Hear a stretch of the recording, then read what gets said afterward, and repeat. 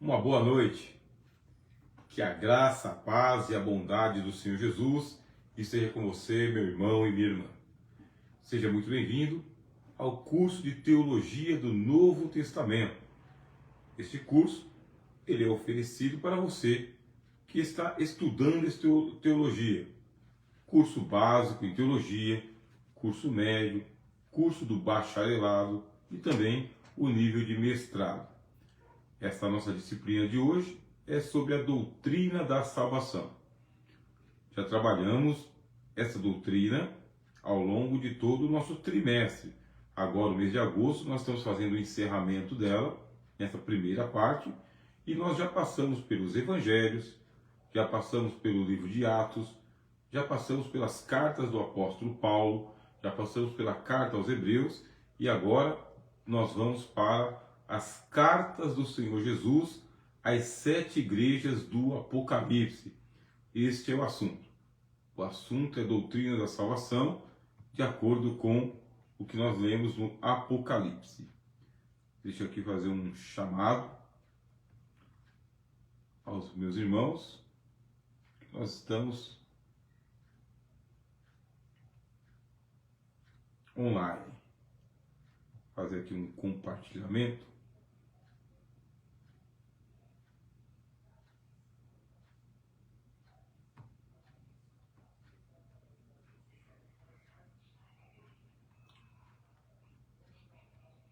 Trabalhar aqui pelo Facebook é uma novidade. Nós estamos ali no canal de Teologia do Novo Testamento, no YouTube, que é bem mais simplificado. Agora a gente entra aqui pelo Facebook e precisamos aqui nos adaptar. Então nós estamos fazendo aqui a chamada, todos os nossos irmãos vão estar entrando. E você que nos acompanha aqui na página do Facebook, seja muito bem-vindo. Estive uma boa temporada fora das páginas do Facebook, fazendo uma ou outra postagem, mas sempre é bom nós mantermos aqui as portas abertas. Então vocês sejam todos muito bem-vindos, por serem meus amigos, conhecidos, colegas. Nós estamos com esse curso em andamento durante o ano de 2024 e o ano de 2025. É um curso de mestrado em Teologia do Novo Testamento. Temos uma grade completa para você se acercar das doutrinas do Senhor de acordo com o Novo Testamento. Temos levantado esta bandeira de que nós, cristãos, devemos ter domínio da Palavra de Deus, especialmente as doutrinas do Novo Testamento. Temos visto que a ênfase da Igreja brasileira tem sido bastante no Antigo Testamento, que é a Bíblia também. Mas o que é que nós conhecemos da doutrina de Paulo, Pedro, Tiago, João? O que é que nós conhecemos dos evangelhos? Bem pouco. Prova disso é que inúmeras pregações que são feitas em o Novo Testamento, elas são bastante assim, de mesmos textos. Todos os textos são poderosos, mas nós temos 27 livros em o Novo Testamento para pregarmos para a igreja. Esta é a ênfase do curso de Teologia do Novo Testamento. E vocês agora vão ver aí que o chat está aberto, nós podemos nos comunicar por ele. Veja aqui o nosso irmão José Fernandes, dando a graça e a paz, nosso irmão Lucivando, embaixador de Cristo. Aqui de Salto, nosso irmão Salvação Cristo, nosso irmão Edson, né? Paz do Senhor Jesus, paz, meu amigo, seja muito bem-vindo. Louvado seja o Senhor. E vamos lá. O Senhor Jesus, ele ensinou pessoalmente a doutrina da salvação. Isto nos 4 evangelhos, pessoalmente, durante a sua encarnação. E depois ele ensinou através do Espírito Santo, pelo ministério dos apóstolos. Existe diferença entre o ensino dos apóstolos e o ensino do Senhor Jesus? A diferença é a seguinte: quando você lê nos evangelhos o próprio Senhor Jesus ensinando, ele é a fonte original, ele é o ponto zero, ele é o ponto de partida, ele tem a teologia pura. Quando os apóstolos ensinam pelo Espírito Santo, você tem bastante da cultura do apóstolo, da cultura do tempo e da limitação da sabedoria que o apóstolo tem. Quem disse isso? O próprio apóstolo Pedro. Ele fala que Paulo, ele explicou coisas difíceis de serem entendidas segundo a sabedoria que Deus lhe deu. Portanto, a sabedoria de Paulo limitava a teologia, o ensino, aquilo que ele tinha recebido por revelação, por inspiração. De igual forma, Pedro tinha suas limitações por causa da sua humanidade. A mesma coisa Tiago. A mesma coisa João. Quando se trata do Senhor Jesus, ele não está limitado à cultura dos homens. Ele mesmo disse que ele trouxe a doutrina diretamente do Pai. Tudo aquilo que ele viu e ouviu junto do Pai, ele nos transmitiu. Portanto, o ensino do Senhor Jesus é o marco zero, originalíssimo. E o ensino dos apóstolos vem pelo Espírito Santo, mas respeitando as limitações do conhecimento e da sabedoria e da experiência de cada um. Você entendeu? Agora nós vamos para Jesus explicando a doutrina da salvação no Apocalipse. Ele retorna o seu ensino no último livro da Bíblia, através das 7 cartas que ele enviou diretamente para a igreja. Por isso, estude soterologia com base nas 7 cartas do Apocalipse. É o exercício que nós iremos fazer neste momento. E quem mais for chegando, nós estamos aqui nos comunicando através do chat e também do nosso grupo de teologia no WhatsApp. Eu vejo aqui a nossa irmã Cleonice Cardoso chegando, também o nosso irmão José Silva. Eu tenho que esperar porque existe um delay entre o tempo que vocês falam e o tempo que aparece para mim aqui as saudações de vocês.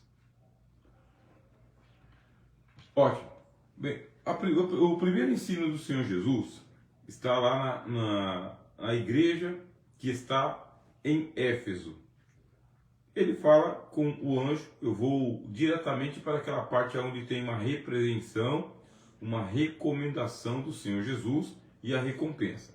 Ele fala sempre que ele conhece as obras, o trabalho, a paciência, ele vai reconhecendo o trabalho que é feito. Até aqui, está em casa, estamos sabendo.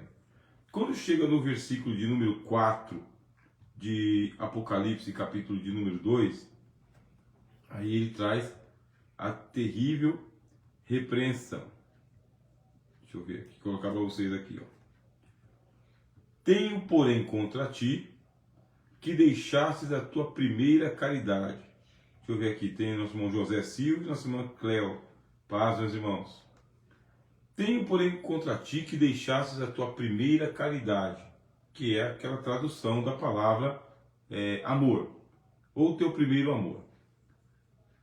É comprometedor que um crente em Cristo, salvo para a eternidade, comece a realizar a prática evangélica apenas para cumprir protocolos. Porque se você deixa o coração de lado, se você deixou a sua primeira caridade, o seu primeiro amor, você está fazendo de mente pensada, está fazendo de corpo presente, está fazendo para cumprir a tua obrigação, mas não está fazendo com o cardio, com o coração. É uma grave situação para aquele que professa o Evangelho do Senhor Jesus. Doutrina da salvação. Meus irmãos, Deus amou o mundo e por isso ele enviou o seu Filho. Deus é amor e nos chamou para o seu amor. Nós o amamos porque ele nos amou primeiro. E nós temos por débito diante de Deus o amor ao próximo. Como disse o apóstolo Paulo, o amor não faz mal ao próximo. E nós, nesse tempo de tanta iniquidade, tanta maldade, tanta retaliação contra o bem que nós praticamos, nós recebemos muita injúria, muita ingratidão, muita severidade por parte dos homens. E, consequentemente, nós fechamos o coração, trancamos o coração. Cristo disse, a iniquidade vai se multiplicar. e o amor de muitos vai esfriar. Aí você pode pensar o seguinte: mas então Jesus está justificando que você não precisa amar. Muito pelo contrário. O Evangelho deixa claro que o amor é gratuito até aos inimigos. Em momento nenhum você pode pensar em salvação no automático, no protocolo, apenas no cumprimento dos rituais. Jesus está cobrando postura. Tenho, porém, contra ti que deixastes a tua primeira caridade. Depois dessa repreensão, o que diz o Senhor Jesus a cada crente? Diz: lembra-te, pois, de onde caíste, arrepende-te e volta a praticar as primeiras obras. Olha só que situação fica cada crente. Sofre no mundo, sofre bastante, sofre desaforo, sofre desalento, sofre ingratidão, tem o coração magoado e machucado, e ainda Jesus disse o seguinte: nada justifica, de tudo que você está sofrendo, nada justifica que você abra mão do amor. Não tem como. Você não pode abrir mão do amor. Lembre-se o que diz o apóstolo Paulo na primeira carta aos Coríntios: se eu falasse a língua dos homens e dos anjos e não tivesse amor, isto nada me aproveitaria. Se eu pegasse todos os meus bens e entregasse em favor dos pobres e não tivesse amor, isso também não me aproveitaria. Ainda que eu entregasse o meu corpo para ser martirizado, sem amor, isto nada me aproveitaria. Por isso, o termômetro de salvação é justamente o amor que você tem para com Deus, para com a obra de Deus, e a obra de Deus é a salvação das pessoas. Para isso que Jesus veio ao mundo. Aí disse o Senhor Jesus: lembra-te, pois, de onde caíste. Cada um sabe onde o calo lhe aperta. Cada um sabe onde que o coração está mais ferido. Cada um sabe onde foi que deixou o amor para trás. Lembra-te, pois, de onde caíste, arrepende-te. Aí entra o segundo quesito que está dentro do ingrediente do amor, que é o arrependimento. Como que o cristão vai levar uma vida neste mundo desamando as pessoas, sem consciência de que isso é importante diante de Deus, e não consegue chegar ao arrependimento de levar uma vida seca, uma vida sem paixão, uma vida sem emoções? Como que pode? Aí o Senhor Jesus fala: arrepende-te e pratica as primeiras obras. Isto é, o amor, ele é a obra diante de Deus. As obras estão condicionadas a este amor incondicional. Se você começa a amar, você pratica as obras. Se você para de amar, as tuas obras se tornam obras mortas. Pratica as primeiras obras, porque Jesus está reclamando de quê? Está reclamando o primeiro amor. Você deixou o primeiro amor, e você, para recuperar o primeiro amor, tem que praticar as primeiras obras. Início de fé. Neófito, como você era quando você era novo convertido. Olha só a redundância do que eu falei. Jesus gosta de você daquele jeito que você era enquanto novo convertido. Aquela sua empolgação, aquele seu envolvimento, aquele seu denodamento. E naquele tempo em que você não tinha o que dizer de queixas contra irmãos, contra a igreja e contra as pessoas. Você simplesmente estava ali por causa de Jesus, servindo o Evangelho para Jesus. E as demais coisas colocava na conta de Jesus. Mas e aí, se a pessoa se recusa a voltar ao primeiro amor? Antes de eu continuar, deixa eu falar aqui com o nosso irmão Astor Noé, do Paraguai, né, meu irmão? Paz do Senhor Jesus, Deus te abençoe. E também saudação aos nossos irmãos do Paraguai. Mas aí a pessoa se recusa. Ela diz: não, tá bom do jeito que está, vou mexer com isso para quê? Jesus sabe de todas as coisas. Quando não, brevemente a te virei e tirarei do seu lugar o teu castiçal, se não te arrependeres. Olha só que grave. Jesus não está aqui trocando cartas e figurinhas com alguém que é convertido. Jesus sabe qual é o limite da nossa fraqueza e qual que é a nossa indolência em fazer as coisas dele com dedicação, com excelência, com amor. Daí, quando ele vem para nos repreender, o que diz o apóstolo Paulo na carta aos Coríntios? Quando somos repreendidos pelo Senhor, para não sermos condenados com o mundo. Se nós nos julgássemos a nós mesmos, esta carta não teria serventia para nós, não seria necessário para nós. Mas quando somos julgados, somos repreendidos pelo Senhor. Assim, se você está amando a Deus, amando a obra de Deus, e a obra de Deus são as pessoas, você está passando ileso por essa carta. Nós vamos para a próxima. Mas, se você ultimamente anda bem chateado, bronqueado, desanimado, afastado das coisas de Deus, resolveu meter a sola, sentar o pé, aí você está sendo repreendido pelo Senhor. Quando não, brevemente a te virei. Jesus não vai delegar o teu castigo para outros. Quem nos julga? Quem nos julga é o Senhor. A Bíblia diz, é o Senhor quem julgará o seu povo. O próprio Senhor vem a ti, e qual que é o julgamento? Diz que ele tira do teu lugar o seu castiçal. Você perde a graça, você perde a iluminação, a inspiração, você perde a própria luz que Deus te deu, porque ele vai retirar do teu lugar o teu castiçal. Aí ele diz, se não te arrependeres. A causa é séria, meus irmãos.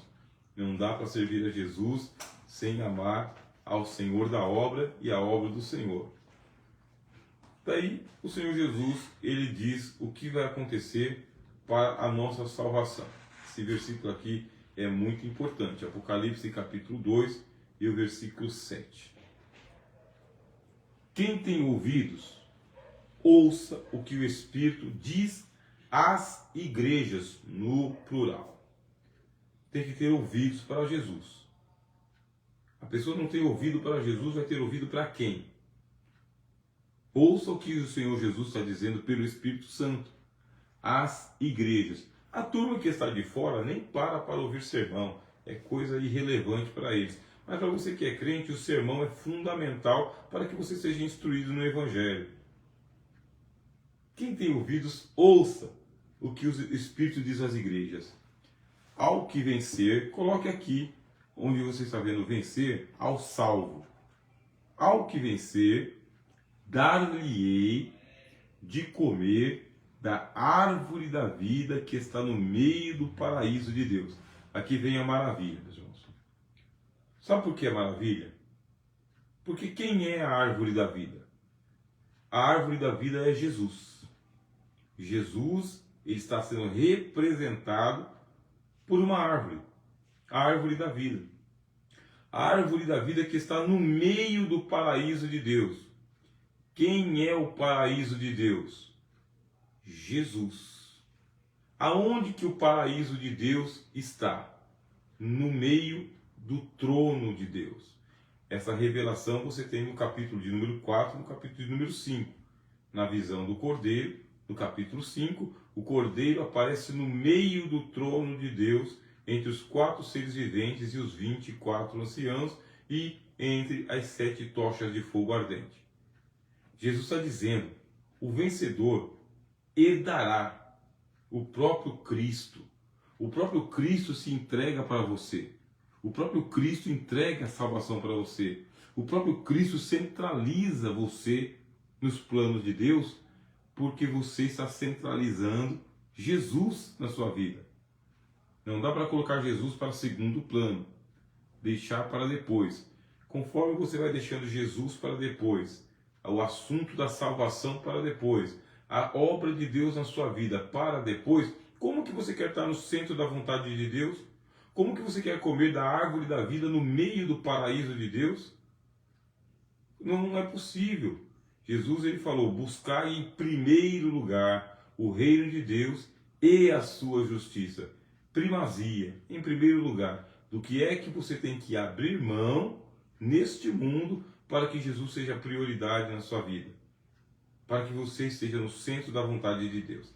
Esta foi a carta que fala sobre salvação à igreja que está em Éfeso. Hoje nós estamos aqui, para vocês que estão chegando agora, estudando teologia do Novo Testamento. E estamos estudando a doutrina da salvação de acordo com as 7 cartas do Apocalipse. Mas nós temos toda essa doutrina da salvação explanada no nosso canal Teologia do Novo Testamento, que está no YouTube. Lá nós mantemos desde 2012 um canal só voltado para estudos teológicos. Por isso eu te convido, coloca aí, Teologia de Fronteira. Procura lá no YouTube, Teologia de Fronteira, e você vai encontrar o nosso canal. Deixa eu facilitar aqui a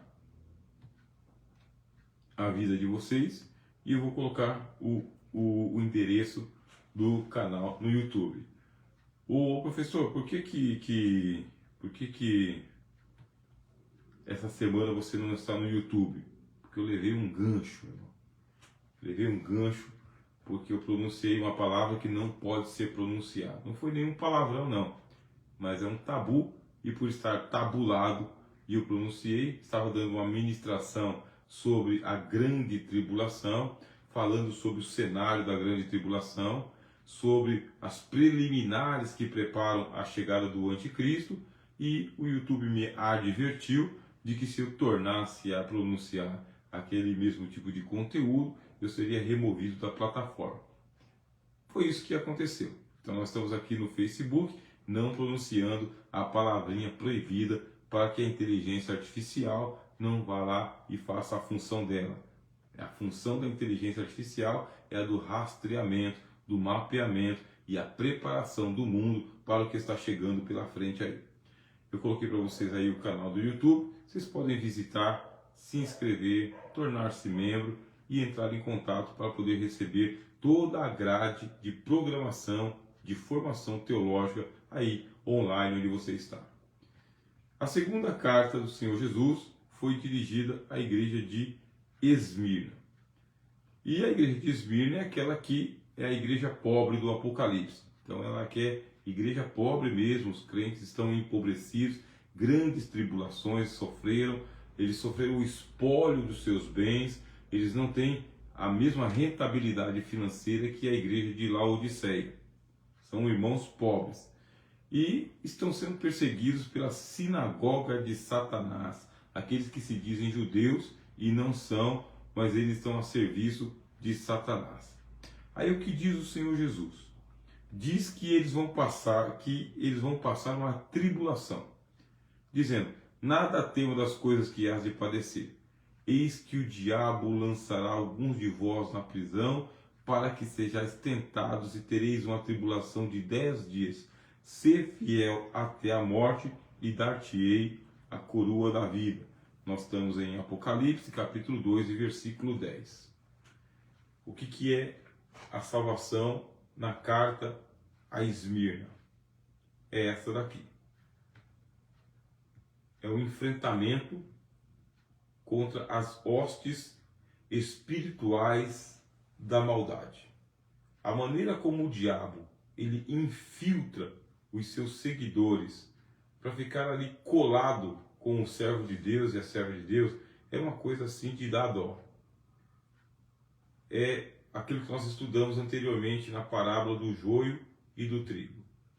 Aqui está você, cavaleiro da justiça, fazendo a vontade de Deus, andando certo, seguindo a norma dos homens e a piedade diante de Deus. Aí um infiltrado do inferno, um filho do diabo, cola e fica ali, invejando o brilho de Cristo na sua vida, invejando a obra de Deus na sua vida, ficando furioso porque você tem a luz, e você é a luz, e as suas obras são boas como as de Abel, e as deles são más como a de Caim. Então o diabo o espeta, o incentiva, o estimula, e aí ele vai para toda a sorte de perseguições contra você. Calúnia, injúria, difamação, perseguição severa, conluio, conspiração, tudo porque, por inveja, está fazendo como Caim fazia com Abel, porque ele era do maligno. Aí o que diz o Senhor Jesus? Você não tenha medo. A tua salvação depende de você ter coragem. Coragem para o enfrentamento. Porque você não está lutando contra a carne e o sangue. As hostes espirituais da maldade estão atuando para destruir a sua vida, sua casa, sua família, o seu plano de vida, seu projeto de vida, seu investimento pessoal. Aí você tem que se sustentar com fé. Não tenha medo. Esta é a palavra de ouro da Bíblia. Não tenha medo. Não alimente os seus medos. Alimente-se da fé. Creia que Deus é contigo. Que Deus está na sua vida. Que você está seguindo nos caminhos retos do Senhor. Isto é a doutrina de salvação. Mesmo que vierem os dardos inflamados do maligno, você usa o escudo da fé e apaga esses dardos inflamados. Continua com a couraça da justiça. Continua com o capacete da salvação. Continua cingindo seus ombros com a verdade.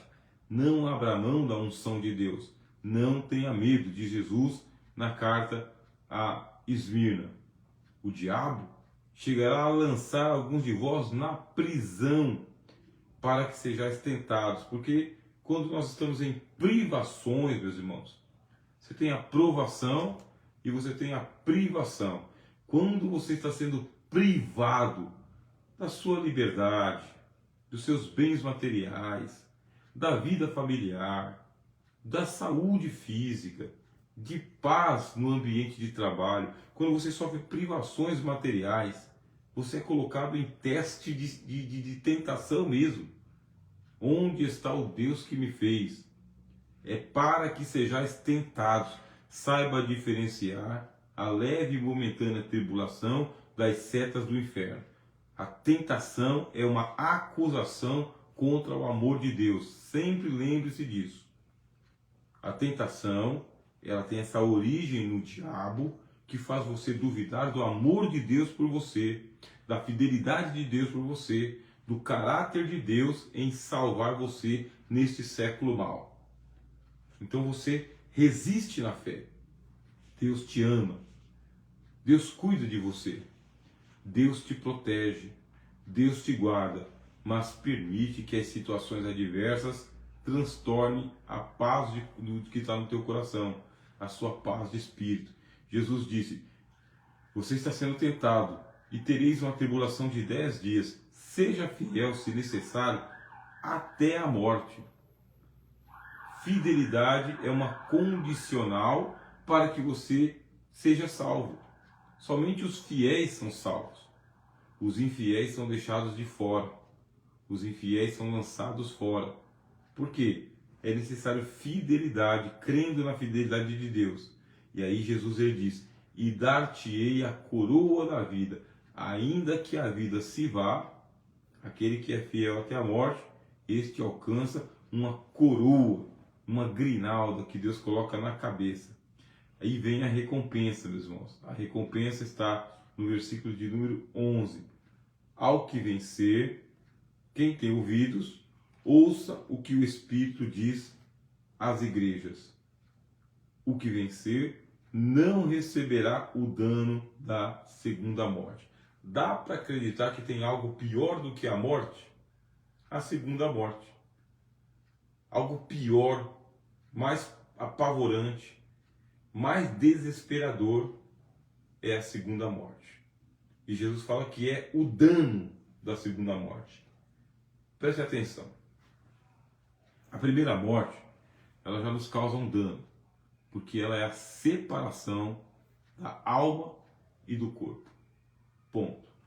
Aí o corpo é depositado no pó e a alma segue seu destino para o juízo. Esta é a primeira morte. Mas a Bíblia fala de uma morte eterna.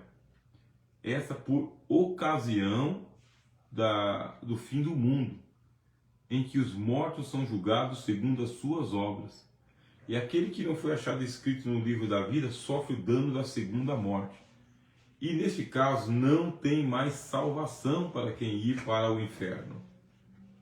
E para piorar, o inferno é chamado de lago de fogo, trevas exteriores, aonde o fogo não apaga e o bicho não morre, é chamado de pranto e ranger de dentes, e ainda se diz que é um lugar preparado para o diabo e os seus anjos.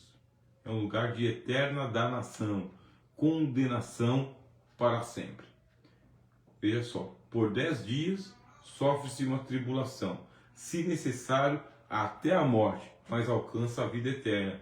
E já pensou perder a vida eterna por causa de uma tribulação de 10 dias? Que contrassenso! Fidelidade é o que o Senhor Jesus ele cobra para que a gente possa receber a coroa da vida e vencer a segunda morte. O chat está aberto, tá, meus irmãos? O chat está aberto para que vocês possam conversar conosco através do chat. Já estamos aqui com 11 horas da noite e ainda temos uma caminhada pela frente. Vamos agora para a salvação de acordo com a carta de Cristo a Pérgamo. Sei as tuas obras, que onde você habita onde está o trono de Satanás, e assim vai.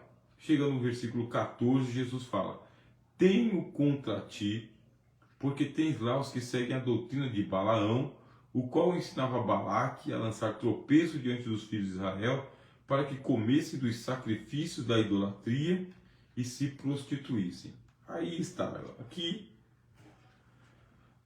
o bicho pega, como diz a história. Jesus, ele faz a reprovação de um pecado que é chamado de doutrina de Balaão. E qual que é essa doutrina, esse ensinamento?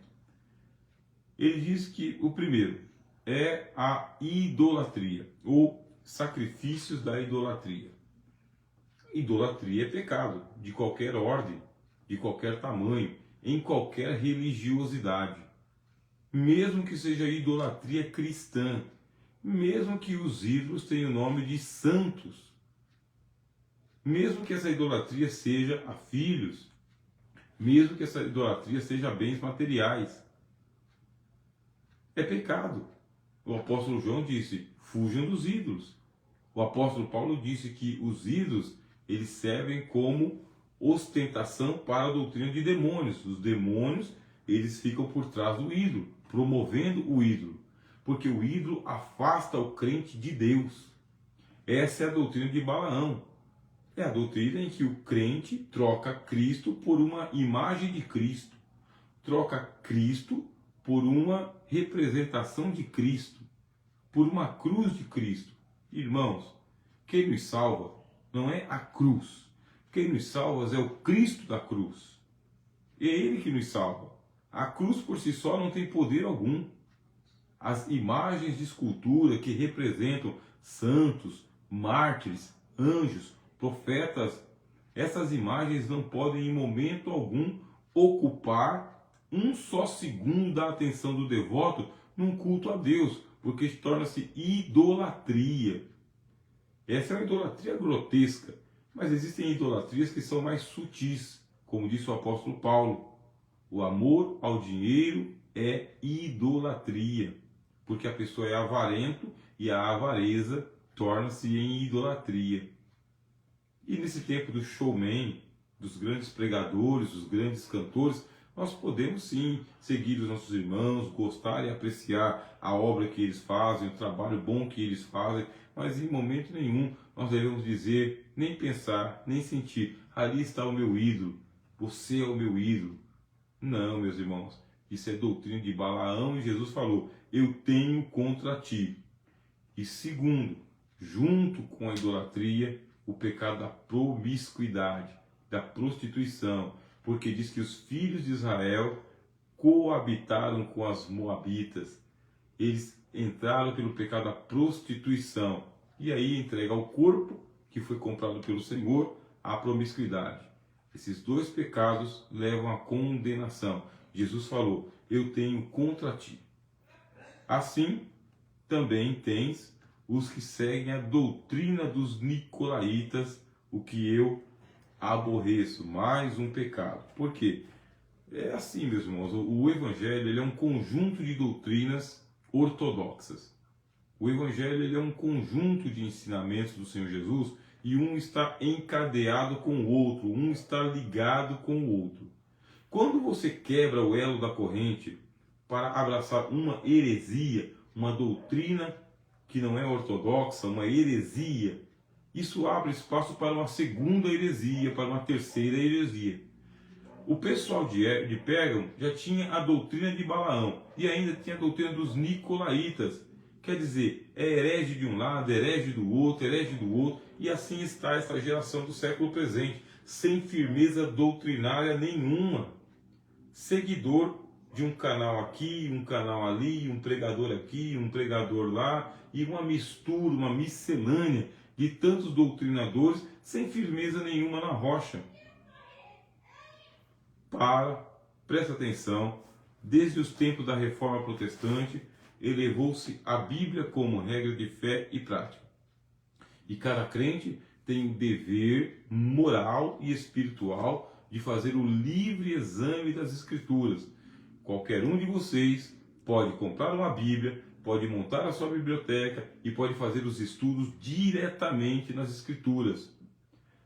Aí você vai ler os Evangelhos, aí você vai ler as doutrinas do apóstolo Paulo e vai aprender com o Espírito Santo. E você não vai ficar naquela dependência desesperada de qual doutor vai pregar essa noite, qual pregador mais carismático vai profetizar sobre a sua vida. Eles tinham a doutrina dos nicolaítas e a doutrina de Balaão. E a doutrina dos nicolaítas é aquela da super espiritualidade. Pode acreditar. Os nicolaítas, eles representam aqueles que buscam a espiritualidade paralela, uma espiritualidade além do alcance. Deixa eu dizer para você, meu irmão e minha irmã, tem aqueles que já nos seguem pelo canal e estão bem acostumados com aquilo que nós ensinamos. Nós temos alguns amigos que pela primeira vez estão chegando para aprender. Jesus, ele colocou a espiritualidade cristã no nível em que todos podem ser espirituais sem grandes exercícios de espiritualidade. Ele disse isso para a mulher lá no deserto. O Pai é espírito e ele procura adoradores que o adorem em espírito e em verdade. Este é o nível da espiritualidade que Deus quer.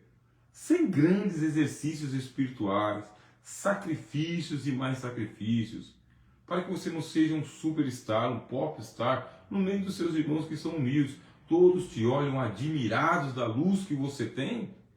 A tua luz é a luz de Cristo. Jesus deixou o Evangelho mediado para que qualquer criança possa entrar no reino dos céus. E que os velhos não sejam deixados para trás. Este é o passo que nós devemos andar. Falar o Evangelho numa linguagem que todos entendem, sermos acessíveis a todas as pessoas que estão próximas de nós, e se alguém tocar na orla do seu vestido, está só tocando na orla do seu vestido, não precisa sair virtude, porque toda virtude está na orla do vestido de quem morreu na cruz do meio, Jesus. Você e eu, se formos agraciados por Deus com dons espirituais, sermos usados como vasos de misericórdia, isto é o que nos cabe. Mas como disse o apóstolo Paulo, temos este tesouro em vasos de barro, para que a excelência do poder seja de Deus e não de nós. Assim, rejeite doutrinas de ser super-ungido, um magnata extraordinário. Seja como teu irmão e a tua irmã, agraciado por Deus. Este é o ensinamento que ele dá para a igreja de Pérgamo. E ele manda o pastor da igreja de Pérgamo se arrepender. Ou seja, a mesma advertência que ele deu para o anjo da igreja de Éfeso, ele está dando para o anjo da igreja de Pérgamo. Arrepende-te. Não dá para levar uma vida cristã nos trancos e barrancos, nos atropelos, achando que está tudo bem, quando as heresias estão corroendo a ortodoxia e a espiritualidade está sendo falsificada por um pseudo-evangelho. Não dá.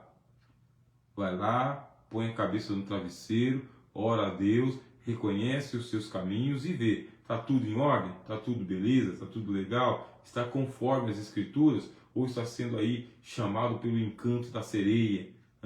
está sendo aí seduzido pelas heresias do diabo. Arrepende-te, pois, porque se não se arrepender, em breve, do jeito que ele falou com o anjo de Éfeso, ele fala com o anjo de Pérgamo. Para Jesus não tem um pastorzão e pastorzinho. Para Jesus não tem melhor e pior. Jesus não faz acepção de pessoas. O que ele diz para um, ele diz para todos.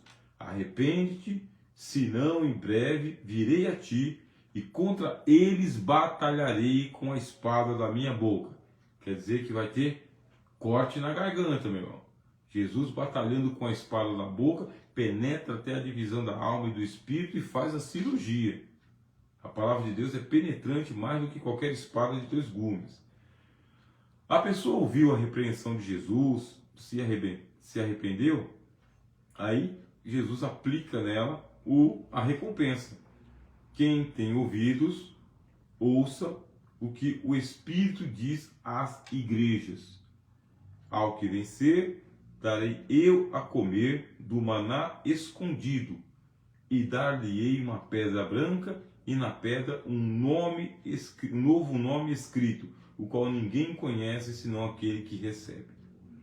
Novamente, quem que é o maná escondido? Jesus é o maná escondido, meu irmão. Jesus está dizendo, eu vou me entregar para você. Jesus vai se revelar para você. Aquele que se arrepende, que se converte, que volta à prática das primeiras obras, este tem um cuidado especial de alimentação de Deus. Lá ele falou, você vai comer da árvore da vida. Aqui ele está dizendo, vou te dar um maná escondido. Dar-lhe-ei uma pedra branca, e na pedra um novo nome escrito. Sabe quem é essa pedra branca? É Jesus. Jesus é a pedra branca. E o novo nome escrito é o nome de Jesus. Você se torna participante da família de Deus, do qual toda a família leva o nome de Jesus. Dá para acreditar nisso? Jesus se entrega como maná escondido, Jesus se entrega como pedra branca, meus irmãos. E essa pedra branca, que é Jesus, já vem com o nome do céu. Um novo nome que diz assim, que ninguém conhece, senão aquele que o recebe. Aí está o grande mistério. Jesus não é conhecido lá fora. Os descrentes não conhecem Jesus. Conhecem a história, mas é como se Jesus fosse um mito, uma lenda para eles. Mas você e eu que cremos no Evangelho, nós conhecemos o nome secreto do Salvador. É Jesus. Apresente esse nome para os descrentes. Quem sabe Deus concede arrependimento e eles venham para o Evangelho. Bom, meus irmãos, nós vamos agora para deixa eu ver aqui. Bastante coisa pela frente, hein? O anjo da igreja de Tiatira. Conheça as tuas obras, a tua caridade, as primeiras obras, mas aí vem o problema da igreja de Tiatira. Tenho contra ti que toleras que Jezabel, mulher que se diz profetiza, ensine e engane os meus servos para que se prostituam e comam dos sacrifícios da idolatria. Perceba que na igreja de Tiatira tem o mesmo problema que na igreja de Pérgamo. O mesmo problema. E qual que é o problema de Pérgamo? Idolatria e prostituição. Qual que é o problema de Tiatira? Idolatria e prostituição. Só que lá era uma doutrina. E aqui é profecia. Lá é representado por Balaão e por Nicolau. Aqui é representado por Jezabel. Prostituição de homens, prostituição de mulheres no seio da igreja. E carnes sacrificadas aos ídolos, sacrifícios da idolatria, os mesmos pecados. E Jesus repreende, diz que ele está repreendendo Jezabel, dando tempo para que ela se arrependa da sua prostituição, e não se arrependeu. O apóstolo Paulo, ele escreve aos Coríntios e explica: todo pecado que o homem pratica é fora do corpo, mas o que prostitui peca contra o próprio corpo. Esse pecado da prostituição, da promiscuidade, ele é viciante. A pessoa se torna escrava da promiscuidade, da prostituição. Os espíritos demoníacos que patrocinam a prostituição se aproveitam dessa fraqueza da carne e escravizam a pessoa ad tempum, por muito tempo. Aí Jesus fala, consequentemente, tem que haver uma repreensão e um arrependimento, mas dificilmente uma pessoa que está envolvida com prostituição se arrepende. Sente remorso, sente tristeza, sente raiva, sente culpa, sente vergonha, sente medo, sente ódio, mas dificilmente se arrepende. Tanto é que volta para o leito da promiscuidade. Sempre volta. Está viciada, está escravizada. E agora? Isso aí tomando conta à torta e à direito de uma cristandade que quer ir para o céu. Jesus, ele toma providências, meus irmãos. E a providência de Jesus contra a prostituição é que ele lança essas pessoas que vivem de cama em cama, essas pessoas que vivem de abraço em abraço, de beijo em beijo, de parceiro em parceiro. Aonde que essas pessoas vivem? Na cama. Jesus põe numa cama. E sobre os que adulteram com ela, virá grande tribulação, se não se arrependerem das suas obras. Quer dizer que todo mundo é colocado numa situação de juízo. Salvação sem julgamento, salvação sem disciplina, salvação sem arrependimento, salvação sem conversão, salvação sem abandono dos pecados. Onde já se viu um negócio desse? O Salomão, ele disse, não tem quem não erre, todos pecam. Agora, e a permanência do pecado? E a administração do pecado? É assim que nós vamos levar no banho-maria até o último dia? E no último dia nós corremos o risco de ficar do lado de fora com os pecados. E pecados gravíssimos. Por isso Jesus fala, se não se arrependerem de suas obras. E a pessoa num leito de enfermidade, a pessoa num leito de tribulações, não se arrependendo, aí o Cristo diz assim, ferirei de morte aos seus filhos. Aí, meus irmãos, é um nervo exposto. É um nervo exposto porque nós não somos chamados para a prostituição e nem para a idolatria. Nós somos chamados para a santidade. Jesus nos conferiu poder sobre as enfermidades. Uma vez que a pessoa é lançada em um leito, grandes tribulações vêm sobre ela, e ela não se arrepende de forma alguma, a próxima mensageira é a morte. Por causa disto, há entre vós muitos fracos e doentes e muitos que dormem. E por quê? Porque participam do corpo de Cristo indignamente. Ferirei de morte os seus filhos. Aí sim, todas as igrejas saberão que eu sou aquele que sonda as mentes e os corações e darei a cada um de vós segundo as vossas obras. A carta sempre termina dizendo que vai ter uma vitória. Ao que vencer e guardar até o fim as minhas obras, eu lhe darei poder sobre as nações, e com vara de ferro as regerá, e serão quebradas como vasos de oleiro, como também eu recebi do meu Pai. E dar-lhe-ei a estrela da manhã. Veja só. O que vencer e guardar até o fim as minhas obras, eu lhe darei poder sobre as nações. Com vara de ferro as regerá. Serão quebradas como vasos de oleiro, como também recebi do meu Pai. E dar-lhe-ei a estrela da manhã. Quem é a estrela da manhã? Jesus. Jesus é a estrela da manhã. Está dizendo, o vencedor terá autoridade, a mesma autoridade que o Senhor Jesus. Essa é a doutrina da salvação, de acordo com essas cartas do Apocalipse, no capítulo de número 2. Para a próxima semana, nós vamos estudar as demais cartas para a gente ver o que é que Jesus fala sobre salvação no livro do Apocalipse. chegamos ao fim com alegria e gratidão no coração pela presença perseverante de vocês que estão conosco aqui até este momento assistindo. Fiquem na paz, que a graça do Senhor Jesus esteja com todos. Amém? Amém. Deus abençoe, meus irmãos.